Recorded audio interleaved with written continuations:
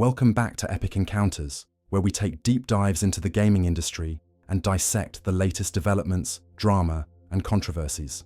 Today, we're talking about Witcher 4, and boy, it have problems. Alright, fellow Witcher fans, let's dive into The Witcher 4, a game that's both thrilling and deeply concerning for longtime fans of the franchise. With a new protagonist, Ciri, taking center stage, a fresh voice actress, and some controversial shifts in lore and gameplay, there's plenty to unpack. From rumored involvement of Sweet Baby Inc. to concerns about how CD Projekt Red is handling fan feedback, this is shaping up to be a significant departure from what we've come to love.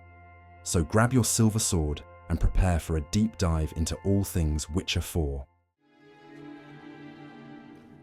Portrait of Ciri, I think. No, that's not me. Where's the scar? It's definitely you. Really captured you. Sure Avalok's only interested in you for your magic abilities? Very funny.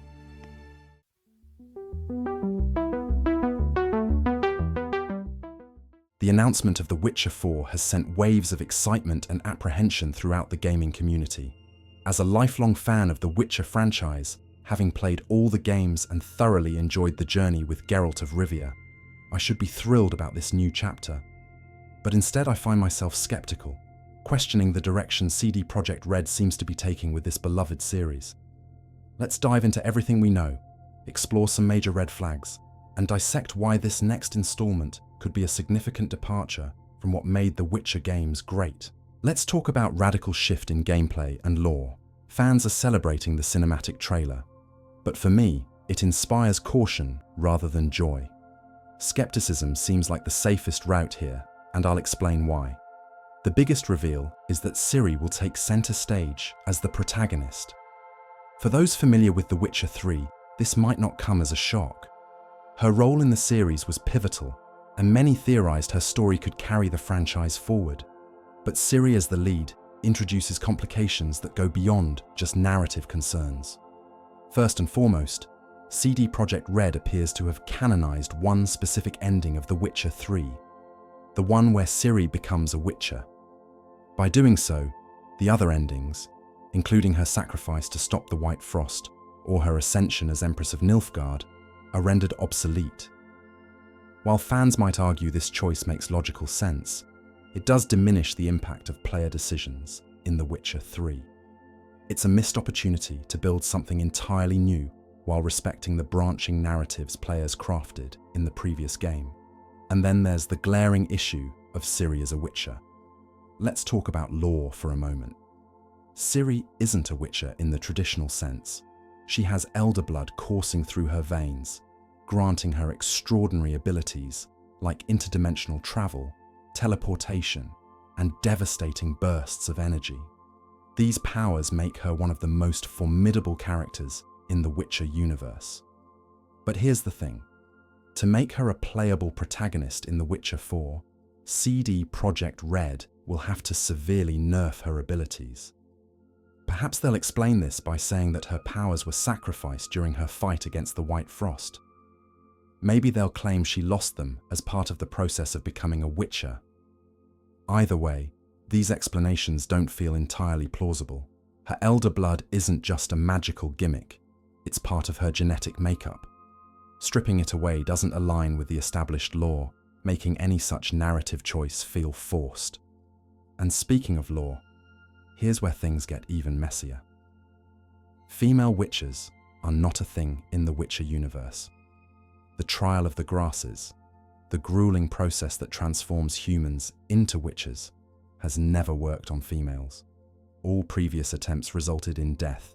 Even for males, the survival rate is abysmally low. Historically, the process was conducted on young boys, not fully grown adults like Ciri. So, how did she survive it? The most likely explanation is that CD Projekt Red will retcon the lore. They might argue that Ciri's elder blood made her an exception, allowing her to endure the trial of the grasses. Perhaps they'll suggest a new version of the trial was developed specifically for her. Either way, it's a massive departure from the established rules of the universe. While many players might overlook this for the sake of gameplay, It's a jarring inconsistency for those who value the intricate world-building that makes The Witcher so special. Another issue arises with the trial of the grasses itself. The knowledge required to perform the process was lost long ago. The destruction of Kaer Morhen and the deaths of countless witchers and mages led to the near extinction of witcher-making practices. Without the necessary formulas, alchemical ingredients, and expertise, the process simply can't be replicated. So, how did Ciri become a witcher?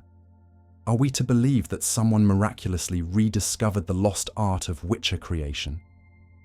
All of these narrative leaps feel like unnecessary complications. Instead of crafting a new protagonist with their own story, CD Projekt Red is forcing Ciri into a role that contradicts the very foundations of the series. It's frustrating because the franchise had the perfect opportunity to start fresh. Why not let players create their own Witcher, much like in Cyberpunk 2077? A custom protagonist would have allowed for a more immersive experience while staying true to the lore. The decision to focus on Ciri seems driven by nostalgia. She's a beloved character, and her inclusion is sure to generate hype. But relying on nostalgia can be a double-edged sword. While it may draw players in, it also sets incredibly high expectations. And if those expectations aren't met, the backlash will be severe. Visually, the cinematic trailer raises more questions than it answers. Ciri is older now, but her appearance feels off. Instead of showing the natural signs of aging, such as more angular features or a slightly hardened expression, her face looks oddly bloated, almost like it's been smoothed over with Botox. This choice undermines the gritty realism that the Witcher series is known for. New voice actress for Ciri. Yep, you heard it right. Adding to the concerns is the news that Ciri will have a new voice actress. In The Witcher 3, Joe Wyatt brought depth and nuance to the character. For The Witcher 4, the role will reportedly be voiced by Ciara Berkeley. While it's not uncommon for developers to switch voice talent, it raises questions about continuity and whether this Ciri will feel like the same character fans have come to know and love. For many of us, the voices of these characters are integral to their identity, and such a change can be jarring. Sweet Baby rumored involvement. Then there's the elephant in the room, the rumored involvement of Sweet Baby. This company has been linked to controversial inclusivity initiatives in other games, often drawing criticism for prioritizing social messaging over coherent storytelling. While these rumors remain unconfirmed, the idea of Sweet Baby having a hand in The Witcher 4 raises concerns about potential shifts in tone and focus. Will the game prioritize political narratives at the expense of the immersive fantasy world we've come to adore? Now let's talk about CD Projekt Red last game, Cyberpunk 2077. It's impossible to discuss The Witcher 4 without addressing CD Projekt Red's recent history. The disastrous launch of Cyberpunk 2077 left a lasting mark on the studio's reputation. While they eventually turned the game around, the damage was done. Promises were broken, fans felt betrayed, and the company's commitment to quality came into question. With The Witcher 4, CD Projekt Red has a chance to redeem itself, but the stakes are high and the margin for error is slim. Developer drama and DEI concerns. Adding fuel to the fire is the controversy surrounding CD Projekt Red's senior experience designer, Max Orzechowski. His response to a fan's concerns about DEI elements in the game sparked outrage. When a fan expressed skepticism about the direction of The Witcher 4 and the studio's embrace of DEI policies, Orzechowski responded with emojis, a hand over a mouth and a clown face, interpreted as dismissive and unprofessional. This incident highlights a growing disconnect between developers and their audiences. Instead of addressing valid concerns, Orzechowski's response came across as belittling, alienating fans who genuinely care about the franchise. It's not the first time CD Projekt Red has faced criticism for its handling of fan feedback, and it raises questions about whether the studio is truly listening to its community. DEI and the changing face of Witcher lore. The controversy doesn't end there. CD Projekt Red has openly embraced DEI initiatives in its hiring practices and storytelling, which has sparked debate among fans. While diversity and representation are important, the fear is that these initiatives could lead to changes in the lore that feel forced or out of place. The Witcher series has always thrived on its gritty, Eastern European-inspired world-building. Injecting modern social themes risks diluting the authenticity that made the series so compelling. The Netflix effect. We also can't ignore the influence of Netflix's The Witcher series, which has faced its own share of criticism for prioritizing identity politics over faithful storytelling. Henry Cavill's departure from the show was a major blow, with many attributing it to creative differences stemming from these shifts. Could The Witcher 4 suffer a similar fate? Will it follow the path of the Netflix series, prioritizing surface-level representation over deep, engaging narratives? A skeptical fan's take. As someone who has loved the Witcher franchise for years, my skepticism isn't rooted in cynicism, but in a desire to see this series reach its full potential. Playing as Ciri could be a fascinating departure, but it comes with risks. The changes to gameplay, lore, and narrative focus must be handled with care to preserve what makes The Witcher special. I'm also concerned about CD Projekt Red's ability to deliver. The studio has a lot to prove after Cyberpunk 2077, and The Witcher 4 feels like a make-or-break moment. If they nail it, this could be a bold new chapter for the series. But if they falter, it could tarnish the legacy of one of gaming's most beloved franchises. In the end, The Witcher 4 represents both a risk and an opportunity.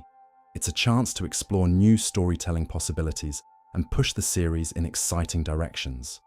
But it's also a gamble, with major changes to lore, gameplay, and narrative focus that could alienate longtime fans. I'll be keeping a close eye on this game as more details emerge. But for now, I'm approaching it with cautious optimism and a healthy dose of skepticism. Let me know your thoughts in the comments. Are you excited about The Witcher 4? Or do you share my concerns about the direction CD Projekt Red is taking? I'd love to hear your take.